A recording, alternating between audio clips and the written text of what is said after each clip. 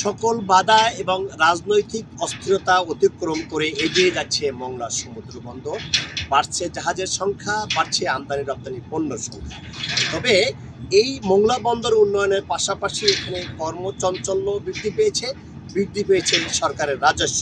মংলা বন্দর একসময় কিন্তু মৃত্যু বন্দরে পরিণত ছিল। তার কারণ হলো এখানে যে বন্দরের মূল চাবিকাঠি হলো বন্দর চ্যানেল, এই চ্যানেল কিন্তু সিচুয়েশন হয়ে গেছিল, অর্থাৎ ডুবো চর হয়ে এখান থেকে কিন্তু বড় বড় বাণিজ্যিক জাহাজ সরাসরি প্রবেশ করতে পারতো না, ডুবো চরে আটকে যেত। কিন্তু মংলা বন্দর সেই বেশ কয়েকটি প্রকল্প গ্রহণ করার কারণে কিন্তু এখন বন্দর চ্যানেল ড্রেজিং হচ্ছে, যার কারণে বন্দরে এখন সরাসরি বিদেশি পণ্য নিয়ে কিন্তু মংলা বন্দরে প্রবেশ করতে পারছে।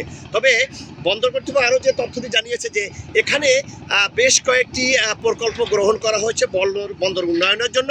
তার মধ্যে উল্লেখযোগ্য যে প্রকল্প রয়েছে দুটি প্রকল্প, তার মধ্যে একটি ইনার বার ড্রেজিং এবং আউটার বার ড্রেজিং।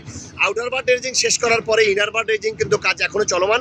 এছাড়া আপগ্রেডেশন অফ মংলা পোর্ট নামে বেশ কয়েকটি উন্নয়নমূলক প্রকল্প গ্রহণ করা হয়েছে, তা থেকে বেশ কয়েকটি প্রকল্প শেষ হয়েছে এবং আরও কয়েকটি প্রকল্পের কাজ এখনও চলমান রয়েছে। তবে বন্দর কর্তৃপক্ষ যেমনটি জানিয়েছে যে এই প্রকল্পের কাজগুলো যদি সমাপ্ত করা হয় এবং মংলা বন্দরে যে ব্যবসায়ী যারা রয়েছে তারা যদি আগ্রহ প্রকাশ করে, তাহলে এই মংলা বন্দরের রূপ কিন্তু পরিবর্তন হয়ে যাবে।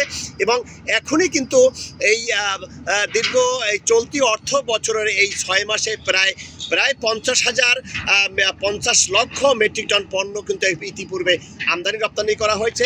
জাহাজের সংখ্যাও কিন্তু এখানে আগের তুলনায় অনেকটা বৃদ্ধি পেয়েছে এবং দেশ বিদেশি ব্যবসায়ীরা কিন্তু মংলা বন্দর ব্যবহার করার জন্য আগ্রহ প্রকাশ করছে। এই মংলা বন্দরকে আধুনিক যুগ উপযোগী এবং একটা সবুজ বন্দরে পরিণত করার জন্য বিভিন্ন রকম প্রকল্প গ্রহণ করা হয়েছে।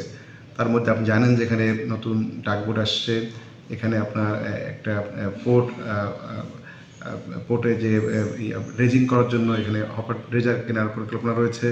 এখানে নিয়মিত ড্রেজিং করে মংলা পোর্টকে সচল রাখার জন্য বাংলাদেশ নৌবাহিনীর সঙ্গে 5 বছর মেয়াদী একটি চুক্তি স্বাক্ষরিত হয়েছে। এছাড়া এখানকার সিভিল এবং হাইড্রোলজি ডিপার্টমেন্ট তারা নিজেরা এখানে মেনটেন্যান্স ড্রেজিং করছেন এবং এখন এই মুহূর্তে দেরিতে জাহাজ আসতে কোনো সমস্যা হচ্ছে না এবং বিভিন্ন জাহাজ যারা ব্যবসা করেন তারা এখানে এসে কার্যক্রমে সন্তুষ্ট।